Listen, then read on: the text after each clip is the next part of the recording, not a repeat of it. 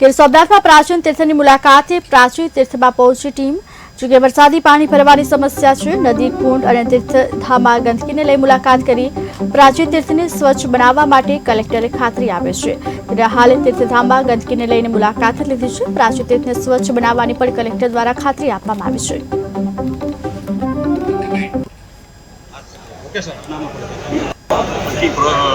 प्रसिद्ध और पवित्र तीर्थ स्थल प्राची की आज मुलाकात ली।